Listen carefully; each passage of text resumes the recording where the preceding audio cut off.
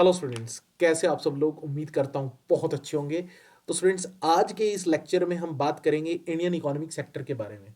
देखिए, इस लेक्चर में हम कुछ बेसिक्स को जानेंगे और उसी के साथ साथ उन तथ्यों के ऊपर बात करेंगे, उन चीज़ों के ऊपर बात करेंगे जहां से फ्रीक्वेंटली क्वेश्चन हमें एग्जाम में देखने को मिलता है। तो आइए स्टार्ट करते हैं आज का लेक्चर। सबसे पहले जब मैं बात करता हूं, सबसे पहले तो यही जानना जरूरी है कि इकोनॉमिक शब्द का मतलब क्या है।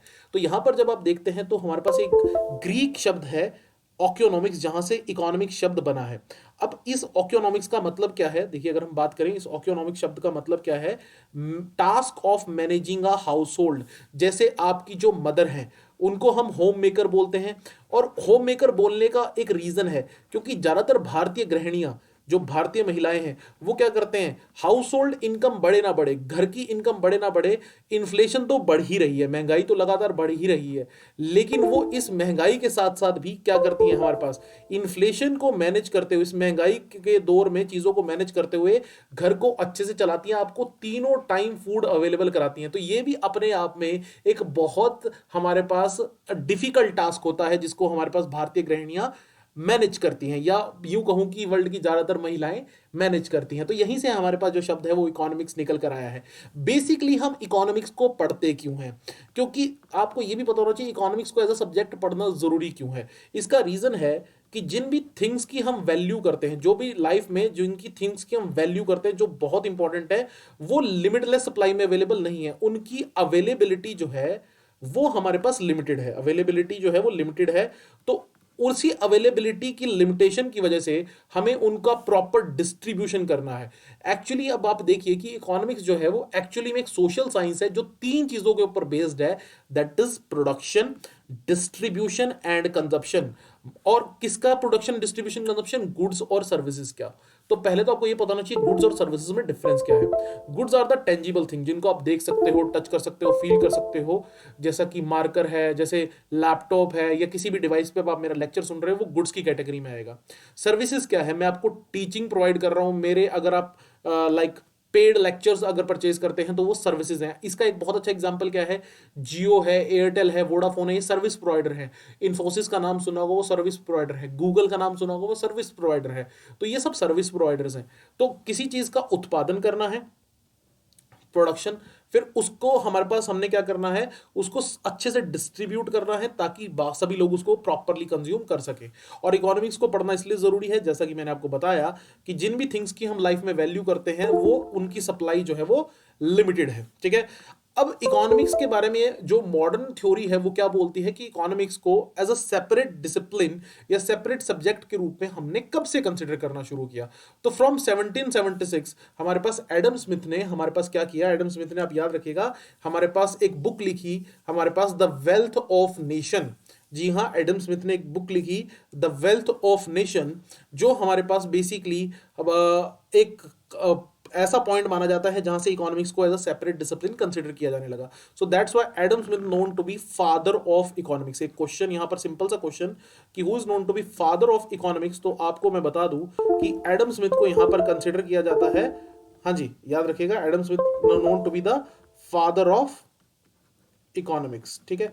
तो आई गेस ये क्लैरिटी आपको हो गई होगी। लेकिन थोड़ा सा मैं आपको अगर बैकग्राउंड में लेके चलूं, तो आपको पता होगा मौर्यन टाइम पीरियड में हमारे पास एक बहुत ही शक्तिशाली राजा हुए हैं भारत में, चंद्रगुप्त मौर्य। तो चंद्रगुप्त मौर्य के किंग मेकर कौन थे, चंद्रगुप्त मौर्य को राजा बनाने वाले कौन थे। तो आपने सबने नाम सुना होगा चाणक्य का। ठीक है। भारत में कहा जाता है कि चाणक्य अब तक के सबसे बड़े विद्वान, सबसे बड़े स्कॉलर्स में से एक रहे हैं। तो चाणक्य की जब मैं बात करता हूं, चाणक्य ने एक बुक लिखी थी हमारे पास, अर्थशास्त्र। आपको ये भी पता होगा। ठीक है। हमारे पास अर्थशास्त्र के बारे में कहीं ना कहीं शायद आपने सुना हो। तो अर्थशास्त्र की जब मैं बात करता हूं तो ये भी एक ऐसी बुक थी जिसके बारे में, जिसके अंदर बहुत सारी चीजों के बारे में बात की गई थी, और इकोनॉमिक्स उसमें से एक थी। मतलब कि बेसिकली शासन में हमारे पास फंडिंग कैसे मैनेज होनी है, सब कुछ कैसे मैनेज होना है, वो भी उसमें कहीं ना कहीं एक प्रावधान रहा था। चलिए आगे हम बात करते हैं। हमारे पास अगर हम बात करें हमारे पास इकोनॉमी की, तो स्टूडेंट्स एक चीज मैं और आपको यहां पर बताना चाहूंगा, जो अर्थव्यवस्था है वो ब्रॉडली हमारे पास तीन प्रकार से हम विभाजित करते हैं। इकोनॉमी को हम तीन प्रकार से डिवाइड करते हैं। First is socialist economy, second is capitalist economy, और third one is mixed economy.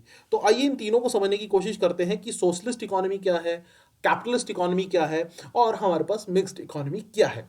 तो सबसे पहले जब मैं बात करता हूं सोशलिस्ट इकोनॉमी की, तो सोशलिस्ट इकोनॉमी जो है वो आप ध्यान से समझिएगा, क्या होता है कि सरकार सभी हमारे पास चीजों पर नियंत्रण रखती है। अगर आसान भाषा में बात करूं तो ओनरशिप है जो ओनरशिप है ज्यादातर हमारे पास जो भी उत्पादन हो रहा है उनमें, जो भी हमारे पास आप कंपनियों की बात करें तो उनकी जो ओनरशिप है वो गवर्नमेंट के पास होगी। प्रोडक्शन कितनी होगी, उसका डिस्ट्रीब्यूशन कैसे होगा, प्रोडक्शन कैसे होगी, प्रोडक्शन कितनी होगी बेसिकली, और उसका डिस्ट्रीब्यूशन कैसे होगा, ये सब कौन डिसाइड करेगा, ये सब डिसाइड करेगी हमारे पास सरकार। ये सब कौन डिसाइड करेगा, that is to be decided by the government, that is to be decided by the government. यहां पर ये सब चीजें हमारे पास गवर्नमेंट ओन होंगी। और अल्टीमेट ऑब्जेक्टिव जो होगा प्रोडक्शन का, ठीक है, अल्टीमेट ऑब्जेक्टिव जो होगा प्रोडक्शन का वो क्या होगा, सोशल वेलफेयर। ये बहुत महत्वपूर्ण बात है जो मैं आपको यहां बता रहा हूं कि अल्टीमेटली सोशलिस्ट इकोनॉमी में जो मेन ऑब्जेक्टिव रहता है वो हमारे पास क्या रहता है कि कहीं ना कहीं हम सोशल वेलफेयर के लिए काम करें, हमारे पास जनता की भलाई के लिए हम काम करें। तो ये कहीं ना कहीं आपको ये चीज याद रखनी है, सोशल वेलफेयर जो है that is one of the main objective. social welfare is one of the main objective. So a socialist economy is an economy where each person of the society equal ownership of the factors of production। equal ownership कैसे होगी, सरकार की ownership होगी तो सबको equal ही हमारे पास owner consider किया जाएगा। ठीक है, a socialist economy basically directs the opposite of capitalist economy. देखिए, जो सोशलिस्ट इकोनॉमी होती है याद रखिए वो कैपिटलिस्ट इकोनॉमी का बिल्कुल ही अपोजिट होता है। यहां पर हमारे पास आप देखिए कि जो ओनरशिप होगी जैसा कि मैंने बताया वो सरकार के पास होगी, और जो सरकार होगी वो कैसे चुनी जाएगी, वो हमारे पास डेमोक्रेटिकली इलेक्टेड होगी। जो डेमोक्रेसी के थ्रू हमारे पास यहां पर डेमोक्रेसी होगी और सरकार को चुना जाएगा, डेमोक्रेसी के थ्रू ही सरकार को चुना जाएगा। आपको मैं ये बता दूं कि आपने अगर देखा हो तो इंडिपेंडेंस के बाद, ध्यान से सुनिएगा जो मैं यहां पे कह रहा हूं, इंडिपेंडेंस के बाद इंडिया ने सोशलिस्ट मॉडल ऑफ इकोनॉमी को अपनाया था। इंडिया एक सोशलिस्ट इकोनॉमी था क्योंकि पंडित नेहरू सोशलिज्म से बहुत ज्यादा प्रभावित थे। इंडिया एक सोशलिस्ट इकोनॉमी का मॉडल जो है वो फॉलो करता है। आपने देखा होगा कि स्टार्टिंग में सरकार सब चीजों की प्रोडक्शन खुद निर्धारित करती थी।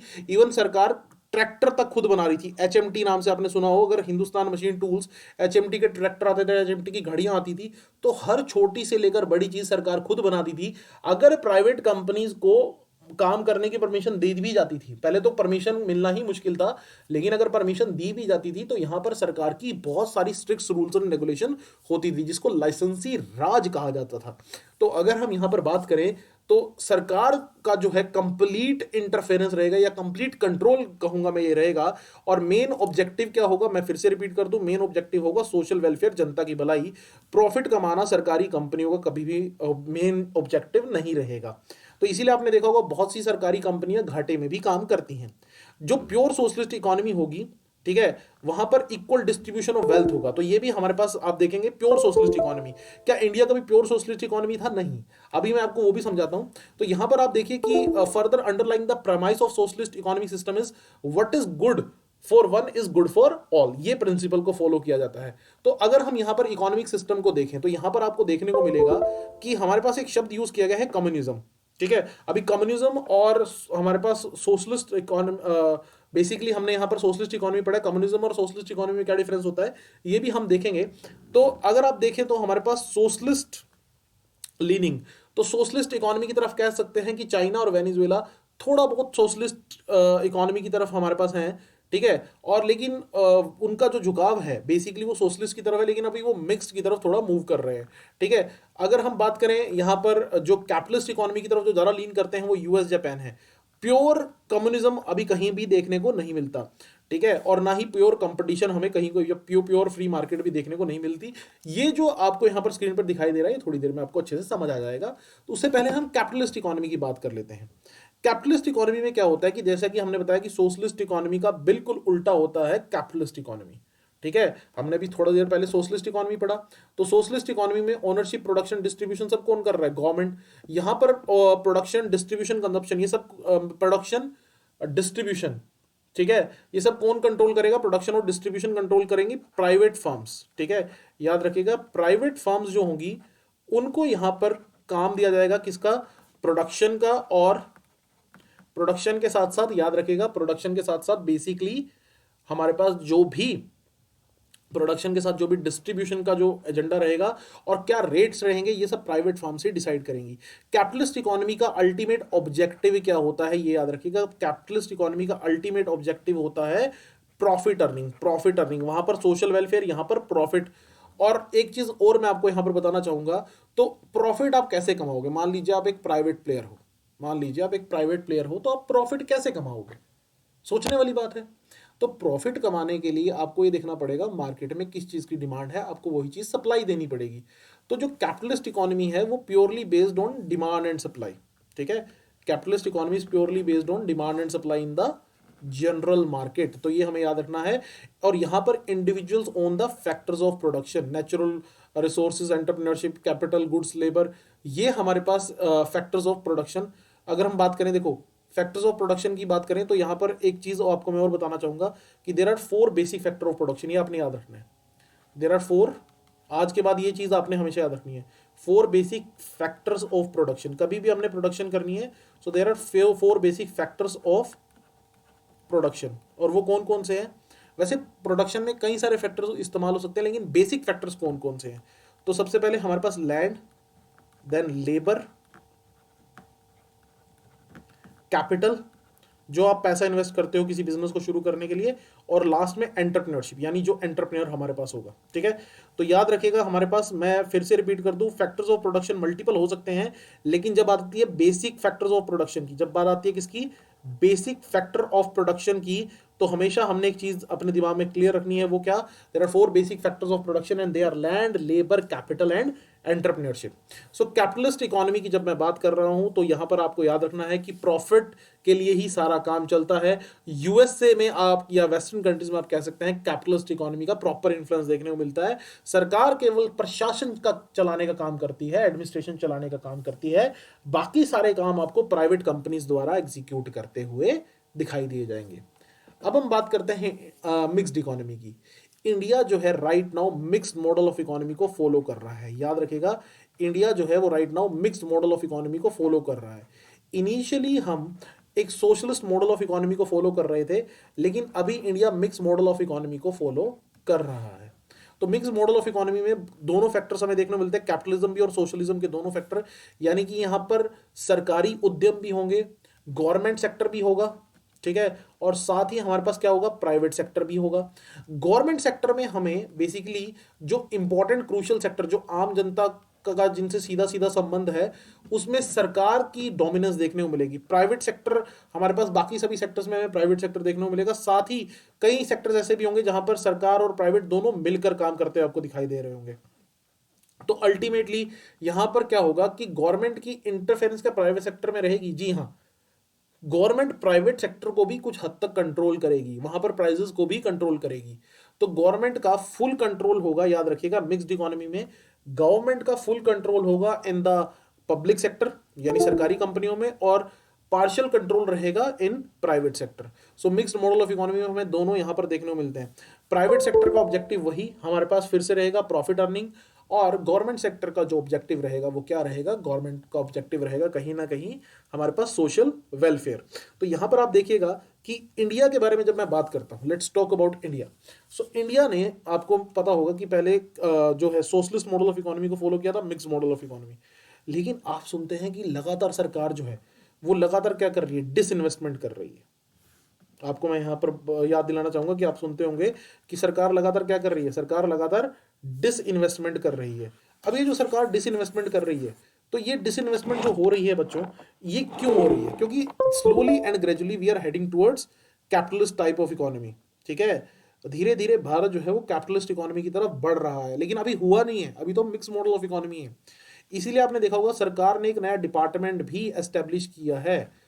फाइनेंस मिनिस्ट्री में एक डिपार्टमेंट भी हमारे पास काम करता है, डिपैम, ठीक। इसकी बात करें तो department of investment and public asset management. याद रखिएगा, डिसइन्वेस्टमेंट करने के लिए कौन सा डिपार्टमेंट फाइनेंस मिनिस्ट्री के अंडर काम करता है, तो यह है DIPAM, that is department of investment and public asset management. जैसा कि आपने देखा होगा कि अभी रिसेंटली गवर्नमेंट ने एलआईसी के अंदर अपनी हिस्सेदारी बेची। अभी सरकार क्या बोल रही है कि आने वाले टाइम में हम बीपीसीएल को, भारत पेट्रोलियम कॉर्पोरेशन लिमिटेड को पूरा सेल कर देंगे, ठीक है। और भी कई सारी एंटिटीज को आपने देखा होगा, जैसे कि अभी एयर इंडिया का सबसे परफेक्ट एग्जांपल है। एयर इंडिया को गवर्नमेंट ने कंप्लीटली बेच दिया, ठीक है, जिसको आपको पता होगा कि टाटा ग्रुप ने खरीदा है। इन दोनों को अभी नहीं बेचा, ठीक है। एलआईसी में पहले 100% शेयर हुआ करते थे सरकार के, जिसको डाइल्यूट किया गया है। बीपीसीएल को बेचने की तैयारी है, ठीक है, बीपीसीएल को सेल करने की तैयारी है, और एयर इंडिया जो है वो कंप्लीटली सरकार जो है वो बेच चुकी है। सो स्लोली एंड ग्रेजुअली, मैं ये कह सकता हूं कि slowly and gradually we are heading towards the capitalist type of economy, but right now we are a mixed type of economy. अब मैंने आपको कहा था कि मैं कम्युनिज्म में और सोशलिज्म में आपको डिफरेंस जरूर बताऊंगा, क्योंकि कुछ बच्चे कम्युनिज्म को सोशलिज्म को कंफ्यूज कर लेते हैं। तो सोशलिज्म में आप देखिएगा कि कुछ हद तक प्राइवेट ओनरशिप का स्कोप रहता है, लेकिन कम्युनिज्म में कोई प्राइवेट ओनरशिप का स्कोप नहीं रहता। कैपिटलिज्म में तो टोटल प्राइवेट ओनरशिप होती है। यहां पर एक सेंट्रल गवर्नमेंट होती है, ठीक है, जो सारा सिस्टम ही कंट्रोल कर रही है। यहाँ पे गवर्नमेंट और प्राइवेट एंटिटीज दोनों होती है, लेकिन प्राइवेट एंटिटीज ना के बराबर होती हैं, लेकिन कुछ हद तक तो होती तो हैं। यहाँ पर क्लास डिस्टिंक्शन नहीं होती, यहाँ पर लिमिटेड क्लास डिस्टिंक्शन होती है। प्रोडक्शन फॉर बेसिक नीड्स की जाती है, ठीक है, जो बेसिक नीड है रोटी कपड़ा मकान, उसी पे मेनली फोकस किया जाएगा। लेकिन सोशलिज्म में जो सोसाइटियल नीड्स है उनको फोकस किया जाता है। कार्ल मार्क्स जो है वो कम्युनिज्म के हमारे पास मेन प्रोपाउंडर माने जाते हैं, सोशलिज्म में चार्ल्स फोरियर। जबकि कैपिटलिज्म में अगर मैं देखूं तो मेन ऑब्जेक्टिव प्रॉफिट ही है, और एडम स्मिथ को हमारे पास कैपिटलिज्म में मेन जो आप कह सकते हैं प्रोपाउंडर माना जाता है। चलिए, आप, मुझे लगता है कि यहां पर आप कम्युनिज्म और सोशलिज्म में डिफरेंस समझ गए होंगे। अगर अब हम बात करें मेन जो हमारा आज का मेन टॉपिक है उसके बारे में, तो आपको पता होना चाहिए कि भारतीय अर्थव्यवस्था के अंदर डिफरेंट डिफरेंट सेक्टर्स हैं। इनको हम कैटेगराइज कुछ इस प्रकार से करते हैं कि जब मैं एक्टिविटी के बेसिस पर बात करता हूं कि आप किस प्रकार का कार्य कर रहे हैं, तो उसके बेसिस पर प्राइमरी, सेकेंडरी और टर्शरी सेक्टर हमें देखने को मिलता है। अगर आप पुरानी बुक्स उठाएंगे इकोनॉमी की, तो वहां पर प्राइमरी, सेकेंडरी, टर्शरी तक ही सब कुछ खत्म हो जाएगा। लेकिन एक्टिविटी बेसिस पर अभी यहाँ पर दो नए जो सेक्टर्स हैं वो हमारे पास देखने को मिलते हैं, जिनके बारे में आपको थोड़ा सा आइडिया होना चाहिए। क्वार्टरनरी एंड क्यूनरी एक्टिविटीज, पहले इनको टर्शरी सेक्टर में ही कंसिडर किया जाता था, लेकिन अब इनको अलग से क्लासीफाई किया गया है। चलिए, वर्क कंडीशन के बारे में बात करें तो ऑर्गेनाइज सेक्टर और अनऑर्गेनाइज सेक्टर, और फिर लास्ट में एसेट ओनरशिप। एसेट का मतलब संपत्ति, तो संपत्ति का मालिकाना हक, उसके बेसिस पर पब्लिक सेक्टर और प्राइवेट सेक्टर आपको देखने को मिलता है। तो चलिए, सबसे पहले हम यहां पर बात कर लेते हैं कि कौन कौन से सेक्टर्स हैं और उनमें क्या क्या क्वेश्चन हमें पता होना चाहिए। तो एक्टिविटी बेसिस पर हम पहले ये कैटेगराइजेशन देख लेते हैं। तो सबसे पहले हम बात करेंगे यहां पर, let's talk about the primary sector. सबसे पहले हम बात करेंगे प्राइमरी सेक्टर की। देखिए, किसी भी हमारे पास समुदाय के लिए, किसी भी हमारे पास ग्रुप के लिए सबसे पहले प्राइमरी सेक्टर की डेवलपमेंट बहुत ज़रूरी होती है। इवन इंसान की जब मैं बात करता हूँ, इंसान जो आज एक अलग लेवल पर हमारे पास पहुंच गया है, सब चीज़ों को कंट्रोल कर रहा है, ठीक है, तो ये जो चीज़ें सब हमें देखने को मिल रही हैं प्राइमरी सेक्टर के डेवलपमेंट की वजह से हो पाई हैं। जैसे कि मैं एग्जाम्पल के थ्रू आपको समझाने की कोशिश करता हूँ यहाँ पर। आज से हजारों साल पहले इंसान खानाबदोश था, ठीक है, नोमैड था, इधर उधर जंगलों में घूमता फिर रहा था। और मान लीजिए एक कबीला है, मान लीजिए, let's say take the example, एक कबीला है जिसमें मान लीजिए 100 लोग हैं, 100 पीपल हैं। अब ये जो 100 के 100 लोग हैं, ध्यान से सुनिएगा, इसमें कुछ औरतें हैं, कुछ बूढ़े लोग हैं, कुछ बच्चे हैं और कुछ यंग अडल्ट हैं। ये सब के सब लोग क्या करते हैं, ये फूड गैदरर और हंटर हैं। ये बेसिकली फूड के लिए लगे हुए हैं, फूड को गैदर भी करते हैं, इकट्ठा भी करते हैं, फल वगैरह इकट्ठा कर लिए, और हंट डाउन भी करते हैं, हंटिंग वगैरह भी करते हैं। तो सब के सब लोग सिर्फ जिंदा रहने की जद्दोजहद में लगे हुए हैं, ठीक है। कैसे, मान लीजिए जो यंग लोग हैं, जो यंगस्टर्स हैं, वो तो शिकार पे निकलेंगे, हंटिंग पे निकलेंगे। जो लेडीज वगैरह हैं वो फल वगैरह इकट्ठा कर लेंगी। जो बच्चे वगैरह हैं वो लकड़ियां वगैरह इकट्ठा कर लेंगे, ठीक है। जो हमारे पास बुजुर्ग हैं वो हथियार वगैरह बना लेंगे। तो ये 100 के 100 लोग, अब इसमें टोडलर्स को छोड़ दो, जो हमारे पास बिल्कुल ही टोडलर्स हैं उनको छोड़ दीजिए, तो 100 के 100 लोग जिंदा रहने के लिए जद्दोजहद कर रहे हैं, ठीक है। अभी 100 लोग काम करते तब जाकर ये जिंदा रह पाते हैं। फिर अब इसके बाद एग्रीकल्चर आता है इनकी जिंदगी में। अभी तक एग्रीकल्चर का नहीं पता था। एग्रीकल्चर आने से क्या चीज हुई, ध्यान से सुनिएगा। एग्रीकल्चर आने से इंसान की किस्मत बदल गई।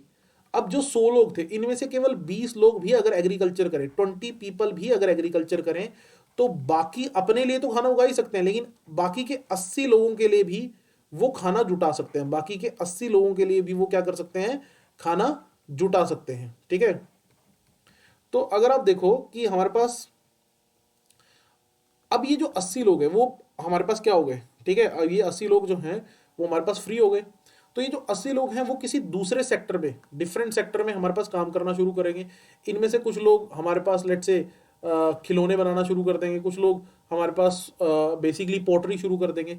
तो यहीं से दूसरे सेक्टर्स की डेवलपमेंट होगी। तो एग्रीकल्चर क्या है, एग्रीकल्चर है प्राइमरी सेक्टर, एग्रीकल्चर जो है वो प्राइमरी सेक्टर का पार्ट है। लेकिन आपको एक बहुत इंपॉर्टेंट चीज़ बच्चे याद रखनी है, केवल एग्रीकल्चर प्राइमरी सेक्टर का पार्ट नहीं है, और भी बहुत सी चीज़ें हैं जो प्राइमरी सेक्टर का पार्ट है। बेसिकली नेचर से रिलेटेड जो भी चीज़ें होती हैं उनको हम प्राइमरी सेक्टर का पार्ट कंसीडर करते हैं, they consider to be a part of primary sector. जैसा कि अगर मैं यहाँ पर बात करूँ एग्रीकल्चर जो है, देखिए ध्यान से सुनिएगा, एग्रीकल्चर है, माइनिंग है, फिशिंग है, फॉरेस्ट्री है, डेयरी है, इन सब को हम प्राइमरी सेक्टर का ही पार्ट कंसीडर करते हैं। जैसा कि जब आप एग्रीकल्चर कर रहे हैं तो आप ज़मीन का इस्तेमाल कर रहे हैं, मिट्टी का इस्तेमाल कर रहे हैं। माइनिंग कर रहे हैं तो धरती के अंदर से मेटल निकाल रहे हैं, नेचर ने प्रोवाइड किया है। मछली पालन कर रहे हैं तो जो फिशेज हैं वो नेचर की तरफ से प्रोवाइडेड है।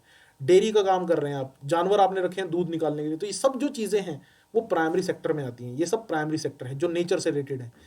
प्राइमरी सेक्टर को याद रखना, हम एग्रीकल्चर और अलाइड सेक्टर भी बहुत बार बोल देते हैं, ठीक है, क्योंकि हमारे पास यहाँ पर ज़्यादातर चीज़ें एग्रीकल्चर से जुड़ी हुई हैं।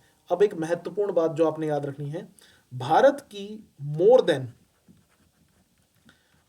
50% वर्केबल पॉपुलेशन, मैं क्या कह रहा हूँ जरा शब्दों पे ध्यान दीजिएगा, मोर देन 50% जो वर्केबल पॉपुलेशन है, ठीक है। अब वर्केबल पॉपुलेशन का मतलब जो काम करने लायक जनसंख्या, यानी कि 18 से ऊपर और 60 से जिनकी कम उम्र है। तो मोर देन 50% वर्केबल पॉपुलेशन इसी प्राइमरी सेक्टर में हमारे पास अपना योगदान दे रही है, यानी प्राइमरी सेक्टर के ऊपर डिपेंडेंट है। लेकिन प्राइमरी सेक्टर का जीडीपी में कंट्रीब्यूशन, अब ये जीडीपी क्या होता है इसको हम अगले लेक्चर्स में कवर अप करेंगे, कंट्रीब्यूशन कम है। लेकिन मोर देन 50% वर्केबल पॉपुलेशन जो है भारत की, वो हमारे पास कहाँ पर काम कर रही है, वो हमारे पास प्राइमरी सेक्टर में काम कर रही है। और ये जो लोग यहाँ पर प्राइमरी सेक्टर में काम करते हैं इनको हम क्या बोलते हैं, ये याद रखने वाला पॉइंट है, they are known to be red collar workers, they are known to be red collar worker. उनको रेड कॉलर वर्कर कहा जाता है। क्यों? आपने देखा होगा पुराने जमाने में जो लेबर क्लास थी, जो वर्कर लोग थे, वो रेड शर्ट्स पहनकर हमारे पास काम किया करते थे। That's why they are known to be the red collar worker, उनको रेड कॉलर वर्कर के नाम से जाना जाता है। तो आई गेस मुझे लगता है कि यहां तक आपको क्लैरिटी हो गई होगी। चलिए नेक्स्ट हमारे पास सेकेंडरी सेक्टर की बात करते हैं। Let's talk about the secondary sector. So secondary sector में इंक्लूड है हमारे पास फिनिश प्रोडक्ट्स, जो कि हमारे पास बनाए गए हैं प्राइमरी सेक्टर के मटेरियल को यूज करके या प्राइमरी सेक्टर के प्रोडक्ट्स को यूज करके। जैसे कि आप देखिए, ध्यान से सुनिएगा, आपने शुगर केन उगाया, आपने गन्ना उगाया खेत में। ये शुगर केन उगाना एग्रीकल्चर का पार्ट है, agriculture primary sector. Sugar cane को आपने शुगर मिल में भेज दिया, गन्ना मिल में, तो वहां से हमें क्या मिली, शुगर। और अभी भी याद दिला दूं कि हाल ही में इंडिया ने ब्राजील को पीछे छोड़कर रिकॉर्ड बनाया है, वर्ल्ड में सबसे नंबर 1 लेवल पर पहुंच गया इंडिया शुगर प्रोडक्शन में। तो याद रखिएगा, अभी इंडिया वर्ल्ड में नंबर 1 है। जी हाँ, वर्ल्ड में नंबर 1 इंडिया है शुगर प्रोडक्शन में। पहली बार ऐसा हुआ है, ब्राजील को पीछे छोड़ा इंडिया ने। तो ये जो शुगर बनाई गई, तो ये इंडस्ट्री के प्रोसेस के थ्रू बनी। तो ये जो शुगर बनी, ये हमारे पास बेसिकली कहाँ बनी, ये बनी हमारे पास सेकेंडरी सेक्टर में, ठीक है। तो यहां पर क्या होता है कि includes industries where finish products are made from the natural material. Secondary sector में हम क्या करते हैं, प्राइमरी सेक्टर के प्रोडक्ट्स को यूज करके उनको नेक्स्ट लेवल पर पहुंचा देते हैं। जैसे स्टील का बनाना, अब स्टील कैसे बनेगा, आपने माइनिंग करके धरती से आयरन निकाल लिया, लोहा निकाल लिया, इसको स्टील इंडस्ट्री में भेजा, वहां पर इसमें कार्बन ऐड किया गया और स्टील की प्रोडक्शन हो गई। तो बेसिकली ये शुगर मिल्स हैं, स्टील प्लांट्स हैं, रबड़ इंडस्ट्री, ये सब क्या है, these are the example of secondary sector, ठीक है। और आपने देखा होगा कि भारत में सेकेंडरी सेक्टर उतना इवॉल्व नहीं कर पाया, उतना डेवलप नहीं कर पाया जितना होना चाहिए था। इसीलिए आप देखेंगे कि भारत में बहुत से प्रोडक्ट जो हैं वो हमें इंपोर्ट करने पड़ते हैं, वो हमें फॉरेन से क्या करने पड़ते हैं स्टूडेंट्स, इंपोर्ट करने पड़ते हैं, क्योंकि हमारा जो सेक्टर जिसमें हम पीछे रह गए, जिसमें हम काफी पिछड़ गए, वो सेकेंडरी सेक्टर है, ठीक है। ऑल्दो एग्रीकल्चर में भी हमारी जो पर हेक्टेयर प्रोडक्शन है वो लो है, उसके कई सारे रीजन हैं, किसानों का इलिटरेट होना, जो हमारे पास मैकेनाइज्ड फार्मिंग का ना हो पाना, और मैकेनाइज्ड फार्मिंग क्यों नहीं हो पाती, उसका एक बहुत बड़ा कारण ये है मैकेनाइज्ड फार्मिंग का ना होना, कि हमारे यहाँ पे खेतों का आकार बहुत छोटा है। एक एक किसान के पास एक एक 1.5 एकड़ जमीन है। अब उस पर बड़ी मशीन तो यूज हो ही नहीं सकती, और जब तक बड़ी मशीनें यूज ना हो तो आप उस बड़े लेवल पर प्रोडक्शन कर ही नहीं पाएंगे। जैसे ऑस्ट्रेलिया या कनाडा में हमारे पास पर हेक्टेयर प्रोडक्शन ज्यादा है। तो कई सारे कारण हैं जिससे हमारा एग्रीकल्चर सेक्टर पीछे छूट गया। लेकिन इंडस्ट्री में तो हम बच्चे काफी ही पीछे रह गए। अगर हम अपने अभी थोड़ा मेक इन इंडिया के थ्रू इसको पुश करने की कोशिश की जा रही है, लेकिन अगर हम कंपेयर करें बाकी छोटी छोटी कंट्री से भी, तो प्रोडक्शन के मामले में या सेकेंडरी सेक्टर के मामले में हम थोड़ा पीछे रह गए। लेकिन हम इसको अभी इंप्रूव करने की कोशिश कर रहे हैं। इसको हम इंडस्ट्री सेक्टर, इंडस्ट्रियल सेक्टर भी कहते हैं। अब आपने एक चीज देखी होगी, नोट की होगी, कि जो इंडस्ट्री में जो लोग काम करते हैं वो ब्लू यूनिफॉर्म जनरली पहनते हैं। वो क्या पहनते हैं? ब्लू यूनिफॉर्म पहनते हैं। And that's why they known to be the blue collar worker. उनको हम किस नाम से जानते हैं? ब्लू कॉलर वर्कर के नाम से उनको हम जानते हैं। ठीक है। अब मैं आपको एक बहुत इंपॉर्टेंट बात बताना चाहूंगा इंडस्ट्री को लेकर। यहां से सवाल कई बार पूछा गया है, ध्यान दीजिएगा। हमारे पास अब इंडस्ट्रीज तो भारत में बहुत सारी हैं, बहुत सारी इंडस्ट्रीज हैं, लेकिन भारत की 8 इंडस्ट्रीज ऐसी हैं जिनको कोर इंडस्ट्रीज कहा जाता है। और इनको आप ये मान के चलिए कि सरकार इनके ऊपर लगातार नजर बनाए रखती है। अगर इन इंडस्ट्रीज की परफॉर्मेंस सही चल रही है तो इसका मतलब देश में सब कुछ सही चल रहा है। और ये पता कैसे चलता है कि इन इंडस्ट्रीज का काम सही चल रहा है या नहीं? तो इसके लिए हमारे पास हर महीने पब्लिश होता है index of industrial production, IIP। तो यहां पे याद रखिएगा कि जो 8 कोर इंडस्ट्रीज हैं, इनकी टोटल हमारे पास जो वेटेज बनती है वो 40.27 है। ठीक है। जो इंडेक्स ऑफ इंडस्ट्रियल प्रोडक्शन में इंक्लूड की जाती है। मतलब कि अगर हम देखें कि पूरे भारत में इंडस्ट्रीज कैसा परफॉर्म कर रही हैं, तो ठीक है, उसमें हम 8 इंडस्ट्रीज को 40% इंपॉर्टेंस देते हैं। मतलब कि 40% इन्हीं का हमारे पास जो परफॉर्मेंस है वो चेक किया जाता है। इसमें सबसे बड़ी वेटेज किसकी है? रिफाइनरी प्रोडक्ट्स की। और सबसे इन 8 कोर सेक्टर्स में सबसे बड़ी वेटेज किसकी है? रिफाइनरी प्रोडक्ट्स की। और सबसे लोएस्ट है हमारे पास फर्टिलाइजर्स की। लोएस्ट हमारे पास फर्टिलाइजर की, हाईएस्ट रिफाइनरी प्रोडक्ट्स की। अब सवाल ये उठता है, ये रिफाइनरी प्रोडक्ट्स हैं क्या? तो बहुत से बच्चों को पता भी होगा कि इंडिया क्रूड ऑयल इंपोर्ट करता है, कच्चा तेल आयात करता है। क्रूड ऑयल को रिफाइनरी में भेजा जाता है और इससे हमें क्या मिलता है? इससे हमें मिलता है पेट्रोल, डीजल, तारकोल, ठीक है, पैराफिन वैक्स, कई सारे प्रोडक्ट्स हमें मिलते हैं। ठीक है। तो आप ये देखिए कि ये सब चीजें जो हैं हमारे पास इंपॉर्टेंट है। तो अब ये रिफाइनरीज हमारे पास बहुत सारी हैं। तो भारत बहुत बड़े लेवल पर, आपको पता होना चाहिए, पेट्रोलियम प्रोडक्ट्स का एक्सपोर्ट करता है। जी हाँ, आपने सही सुना। हम क्रूड ऑयल तो इंपोर्ट करते हैं, क्रूड ऑयल तो हम इंपोर्ट करते हैं, लेकिन हम पेट्रोलियम प्रोडक्ट्स का एक्सपोर्ट करते हैं रिफाइनरीज में उनको रिफाइन करने के बाद। आपको पहला सवाल कि भारत में कितने कोर सेक्टर्स हैं? तो टोटल 8 कोर सेक्टर्स हैं। कई बार सवाल पूछा गया इनमें से कौन सा सेक्टर कोर सेक्टर में नहीं आता, कोर इंडस्ट्री में नहीं आता। तो उसके लिए आपको इन सबको याद रखना पड़ेगा। इनको याद रखने का तरीका क्या है? एक ट्रिक है, सिंपल सी ट्रिक है, बहुत बार आपने शायद सुनी भी हो। CCC, फ्रेंड्स, इसमें डी नहीं आएगा। और देखिए मैंने इसी ऑर्डर में इनको लिखा है, CCC फ्रेंड के ऑर्डर में: coal, crude oil, cement, fertiliser, refinery product, electricity, natural gas and steel. तो CCC फ्रेंड्स के थ्रू आप यहां पर याद रख सकते हैं बेसिकली एक ट्रिक बनाकर कि हमारे पास टोटल कितनी कोर इंडस्ट्रीज है? टोटल 8 कोर इंडस्ट्रीज हैं। ठीक है। और इसमें सबसे हाईएस्ट वेटेज किसकी है? हाईएस्ट वेटेज हमारे पास आपको देखने को मिलेगी किसकी? हाईएस्ट वेटेज देखने को मिलेगी रिफाइनरी प्रोडक्ट्स की। हाईएस्ट वेटेज किसकी देखने को मिलेगी? रिफाइनरी प्रोडक्ट की। और लोएस्ट वेटेज किसकी है हमारे पास? लोएस्ट वेटेज बात करें तो फर्टिलाइजर्स की है। ठीक है। चलिए, अब हम बात करेंगे टर्शियरी सेक्टर की, जिसको सर्विस सेक्टर भी कहा जाता है। भारत की जीडीपी में, अब एक सवाल याद रखिएगा, मैक्सिमम कंट्रीब्यूशन जिस सेक्टर का है, भारत की अर्थव्यवस्था में मैक्सिमम कंट्रीब्यूशन जिस सेक्टर का है, वो हमारे पास अगर हम बात करें वो सर्विस सेक्टर का है। मैक्सिमम कंट्रीब्यूशन जो सर्विस सेक्टर का है। आपने शायद सुना भी होगा कि सऊदी साल में उतना ऑयल नहीं बेचता जितना इंडिया आईटी का एक्सपोर्ट कर देता है। जी हाँ, आपने सही सुना। सऊदी साल में उतना ऑयल नहीं बेचकर पैसा कमाता जितना इंडिया जो है केवल आईटी के एक्सपोर्ट से पैसा कमा लेता है। आईटी का एक्सपोर्ट हम ज्यादा कर देते हैं। तो ये कई बार ये फैक्ट इंटरनेशनल मंच पर उठाया भी जाता है। ठीक है। सो हमारी जीडी में मैक्सिमम कंट्रीब्यूशन किसका है? सर्विस सेक्टर का हमें देखने को मिलता है। सो ये सेक्टर हमारे पास क्या करता है? ये डेवलपमेंट करने में हेल्प करता है प्राइमरी और सेकेंडरी सेक्टर की। यहाँ पर कुछ प्रोडक्शन नहीं होती है। जैसे मैं एग्जांपल के तौर पे आपको समझाने की कोशिश करता हूँ। लेट से आप कोई गाड़ी खरीदने गए, ठीक है। लेट से आपने महिंद्रा की थार खरीदी, ठीक है। आपने महिंद्रा कंपनी की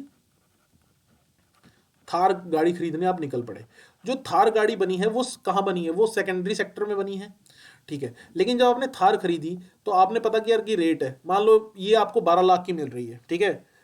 आपने कहा कि एक्स शोरूम प्राइस कितना है? 12 लाख। लेकिन आपको इसके साथ क्या कराना पड़ेगा? इसका इंश्योरेंस भी कराना पड़ेगा। अब जब आप इंश्योरेंस कराते हो तो ये थार गाड़ी तो थार ही रहेगी, ऐसा तो है नहीं कि फॉर्च्यूनर बन जाएगी। गाड़ी तो थार ही रहेगी, लेकिन जब आप इंश्योरेंस कराते हो तो आप कुछ पैसा पे करते हो।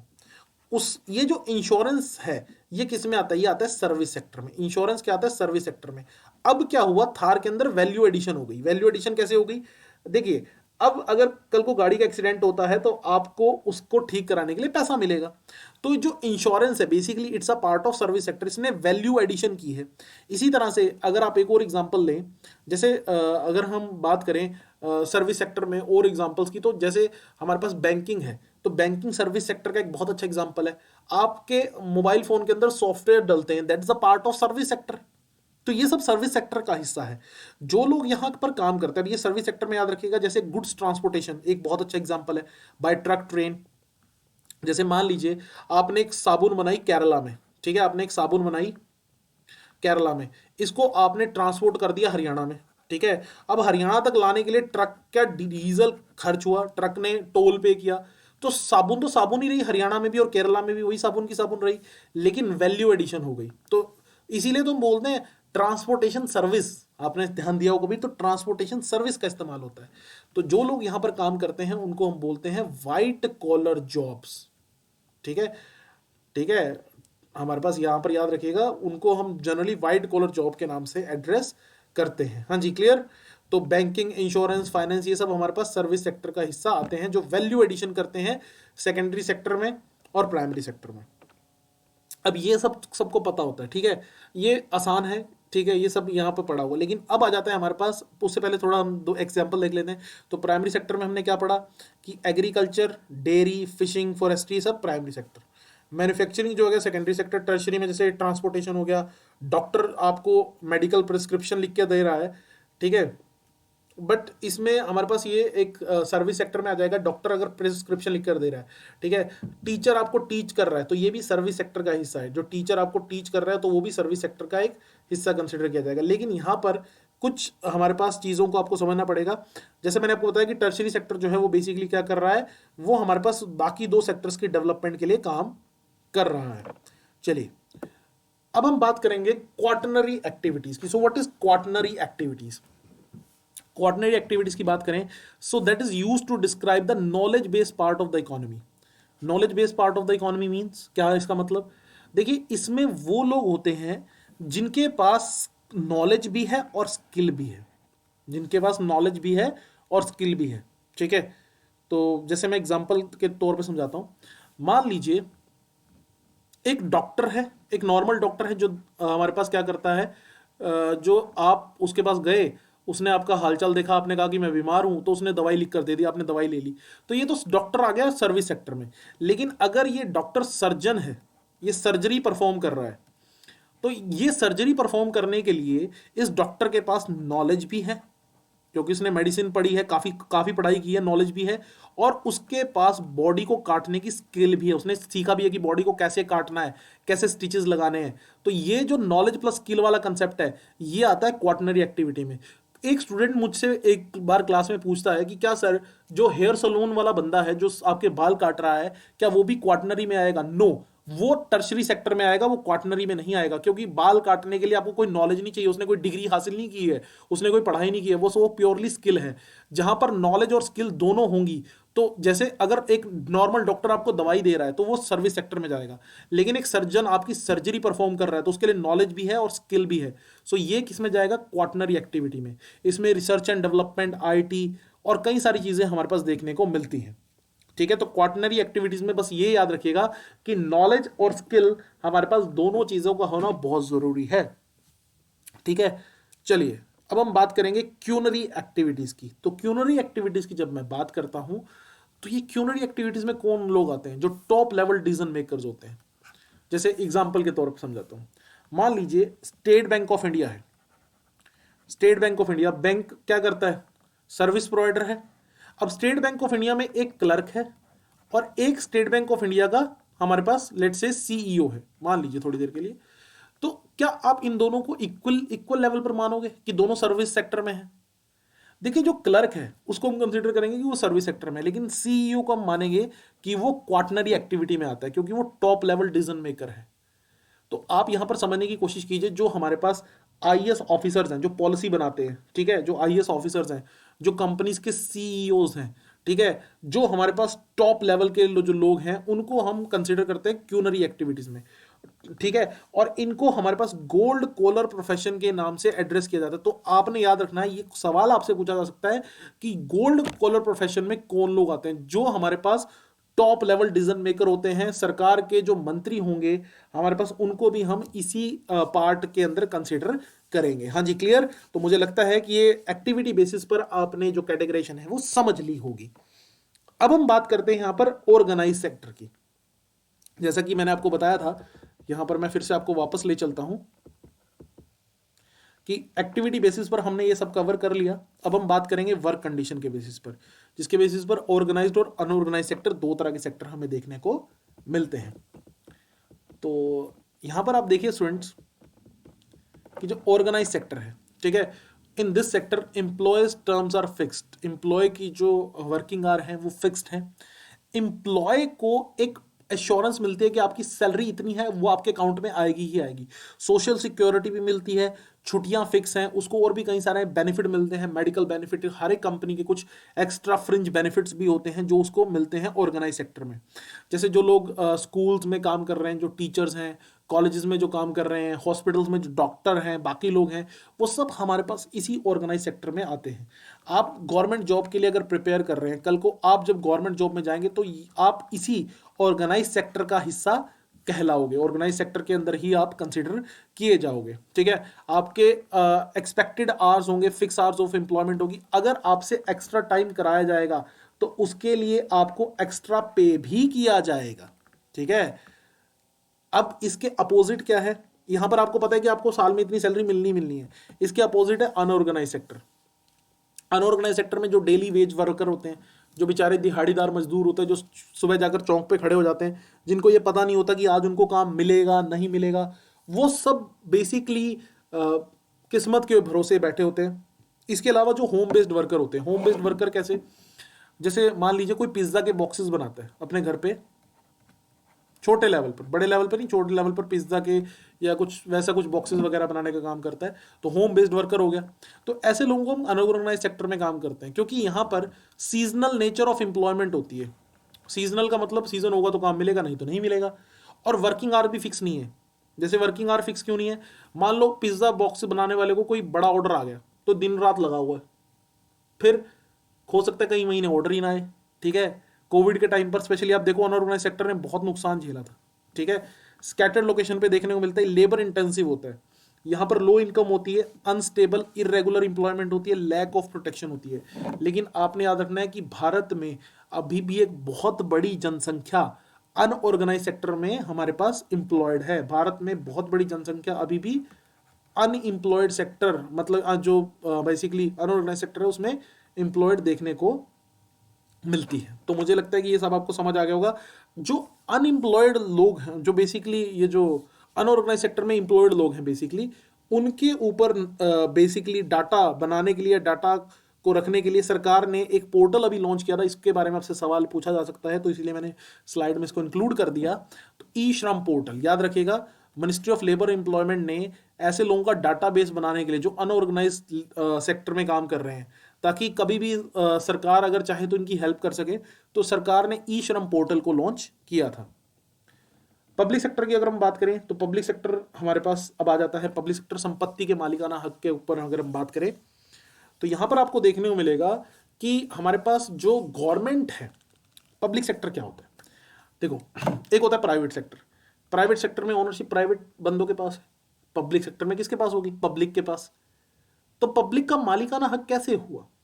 देखिए, अगर सरकार के पास कोई संपत्ति है, यानी कि सरकारी बसें हैं, वो कहां से आई, कहां से खरीदी गई? तो उनको खरीदने के लिए टैक्स पेयर्स का मनी इस्तेमाल हुआ है।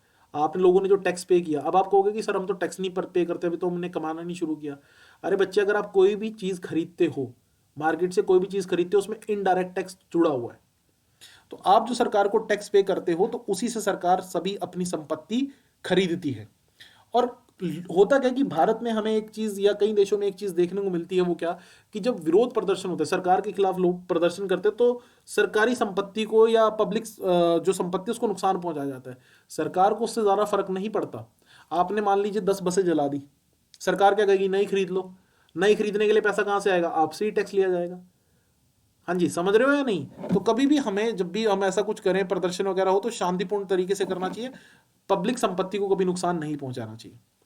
तो पब्लिक सेक्टर हमारे पास अगर हम देखें, government owns most of the asset, संपत्ति का मालिकाना हक यहाँ पर सरकार के पास होता है। और सरकार ये हमारे पास बेसिकली पब्लिक सेक्टर को क्यों चलाती है? प्रॉफिट कमाने के लिए नहीं चलाती। बेसिकली हमारे पास लोगों की सर्विस, लोगों को प्रॉपर सर्विसेज देने के लिए मेन ऑब्जेक्टिव जो है वो कहीं ना कहीं पब्लिक सेक्टर काम करता है।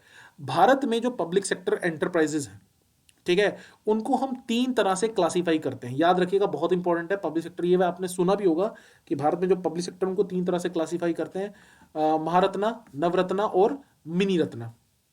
इसमें सबसे महत्वपूर्ण आपके लिए है महारत्ना।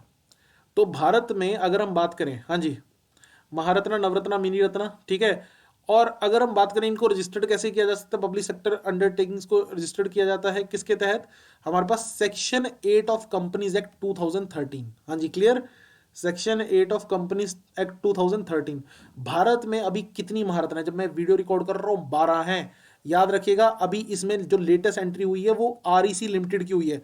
ये सवाल आपसे पूछा जा सकता है कि रिसेंटली कौन सी कंपनी को महारत्ना स्टेटस सरकार की तरफ से दिया गया है? तो आरईसी लिमिटेड। और कौन सी महारत्न को कंपनी को गवर्नमेंट बेचने जा रही है? बीपीसीएल।